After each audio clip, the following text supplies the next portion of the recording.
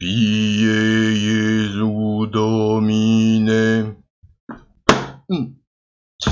dona eis requiem.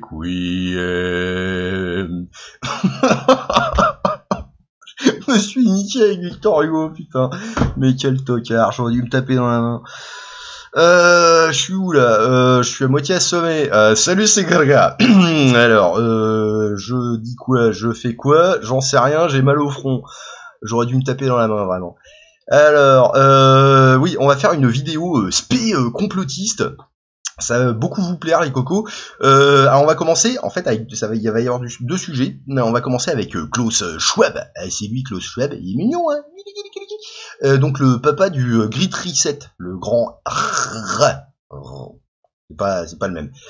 Le fondateur du Forum économique mondial FEM de Davos, Klaus Schwab, a averti que des forces perturbatrices ont fait dérailler le nouvel ordre mondial.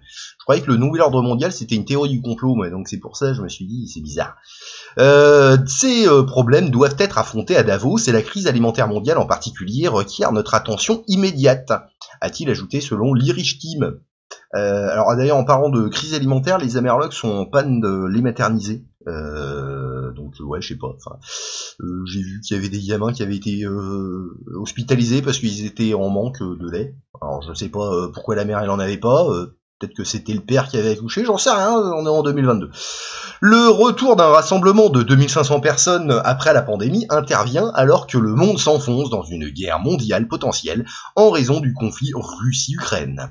Breitbart.com rapporte, tout se résume à faire confiance au FEM pour trouver les bons résultats, et les mettre en œuvre selon les instructions soumettent Schwab et ses travailleurs non élus. Ça sent le Google Trad. Bon, admettons. Dans un monde de plus en plus fragmenté, de plus en plus divisé et où de nombreuses organisations multilatérales traditionnelles tendent à dysfonctionner, ou du moins à susciter la méfiance, une plateforme mondiale fondée sur une coopération informelle, intéressant ça, basée sur la confiance et orientée vers l'action, sera toujours plus pertinente, plus importante qu'auparavant, a déclaré Schwab. Plus de 50 chefs d'État et de gouvernement participeront à la réunion la semaine prochaine, dont le secrétaire général de l'OTAN, Jens Stoltenberg, le chancelier allemand Olaf Scholz, c'est un sparadrap ça, et Ursula von der Leyen, présidente de la Commission européenne, indique le Fonds économique mondial. Tous prendront l'avion. Ils vont pas venir en trottinette, pour passer la semaine dans la luxueuse station de ski avant de rentrer chez eux comme ils l'ont fait par le passé. Des chefs de gouvernement, dont le premier ministre grec Kyriakos Mitsotakis au Mont-lait de brebis, le premier ministre espagnol Pedro Sanchez, olé, le premier ministre ivoirien Patrick Hachi, qui a pris ses lunettes, donc il voit quand même quelque chose, le premier ministre polonais Mateusz Morawiecki, ouais, si tu veux. Morales, non, c'est pas le même. Le président colombien Ivan Duque Marquez, le Duc, et le président rwandais Paul Kagame devraient également être présents. Monsieur Schwab a prévenu que quiconque chercherait à banaliser l'événement ou à détourner ses messages clés, notamment la grande remise à zéro, le Great Reset, souvent évoqué, serait traité avec mépris. Ouais, t'es comme ça, toi. Les voix contraires ne seront tout simplement pas tolérées. Ouais, t'es comme ça, toi. Ok. L'atmosphère dans laquelle se déroule Davos sera accueillante. Non, ça sera accueillant juste pour ceux qui seront d'accord avec tout le monde. C'est pas mal. Mais elle est aussi du plus grand sérieux. Sérieux. Confie-t-il, il n'y a donc pas de place pour la frange frivole qui cherche à distraire et à détourner l'attention.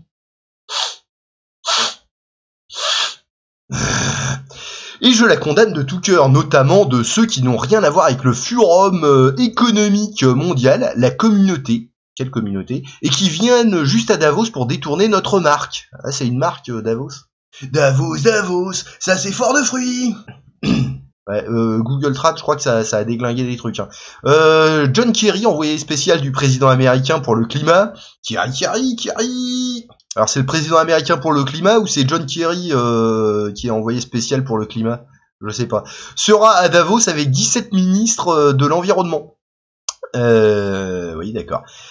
La participation d'Alok Sharma, président de la COP26, est également prévue. Je sais pas pourquoi il m'a fait bugger ce nom, Alok Sharma. 43 ministres des Finances et 27 ministres du Commerce seront également présents. Kristalina Georgieva, directrice générale du FMI, Christine Lagarde, présidente de la Banque Centrale Européenne, et Ngozi Okonjo-Iweala, directrice générale de l'Organisation mondiale du commerce, devrait être également présente. Mais tiens, pour ces trucs-là, ils mettent que des gonzesses. Ça doit rendre le truc plus sympathique. Je sais pas. Voilà. Bon, bah ça c'était le premier article, hein, qui était donc daubedigital.com. Je crois l'avoir dit au début, mais je sais pas parce que j'ai encore mal au front. Le deuxième article sera donc sur Pfizer. Alors Pfizer a développé une pilule ingestible avec une micro-puce qui envoie des trucs sans fil, des signaux sans fil aux autorités compétentes, j'imagine, après que la pilule ait été digérée. Je vais te dire que la pilule, moi je suis pas prêt de la digérer tout de suite là parce que rien que le titre il m'a fait flipper. J'ai pas lu le reste, c'est pas très long, hein, donc c'est pour ça que je me suis dit que j'allais pas en faire une vidéo, j'allais les coller avec. Puis en plus apparemment, si j'ai bien compris, il a dit ça aussi à Davos. Donc on fait d'une pierre deux coups. Ce qui n'était au départ qu'une théorie du complot et de la science-fiction il y a quelques années est devenu une réalité en avril 2021 après que la Defense Advanced Research Project Agency, le DARPA, alors DARPA du Pentagone, c'est le truc qui fait tous les trucs ultra high-tech, accessoirement les trucs de pistage comme Prism et XK-Score, hein, dont Snowden a parlé. Il bosse avec Boston Dynamics, qui appartient à Google. Coucou Alphabet, etc. Enfin bon, c'est des trucs de ultra haute technologie. Hein. Ouais, bon, je sais, j'ai dit beaucoup de trucs, mais bon, des machins quoi. A révélé avoir mis au point une micropuce implantable qui, selon l'agence, surveillerait en permanence le corps humain à la recherche de signes du virus. Puis, en décembre 2021, une start-up technologique suédoise basée à Stockholm, Disruptive, a annoncé avoir mis au point une micropuce à passeport covidien. Contrairement à la micropuce implantable de la DARPA, qui surveille en permanence le corps humain à la recherche de signes du virus, la micropuce de la taille d'un grain de riz, ça me rappelle un truc, ça, grain de riz, ouais. Salut à la ville de Levallois-Perret.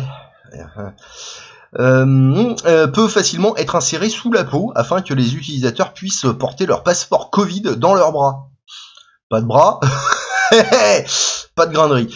La micropuce stocke également toutes les données relatives au vaccin Covid-19 du patient. Au moment où nous avons couvert l'histoire, 6000 personnes en Suède s'étaient déjà fait insérer la puce sous la peau. Oh les argileux, non, vous êtes pas sérieux les Vikings. Hein. 5 mois plus tard, une vidéo qui fait le tour des médias sociaux confirme que le géant pharmaceutique Pfizer a mis au point une pilule ingérable dotée d'une puce biologique qui envoie un signal sans fil aux autorités compétentes après la digestion de la pilule. Lors d'un événement consacré à la transformation de la santé dans le cadre de la 4e révolution industrielle, le PDG de Pfizer, Albert Bourla,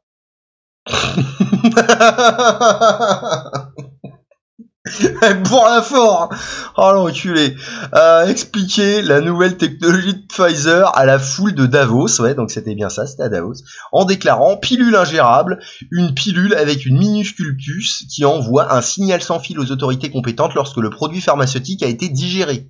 Imaginez la conformité. Moi, imagine de conformité en compliance. Bon, admettons. Voilà, donc c'est lui, Albert Bourla, là. Ah, mignon, je te bourrerai bien le pif. Bon, bah voilà, hein, je sais pas quoi rajouter de plus. Donc, sur ces belles paroles, amusez-vous bien les petits gnous. Bisous, bisous.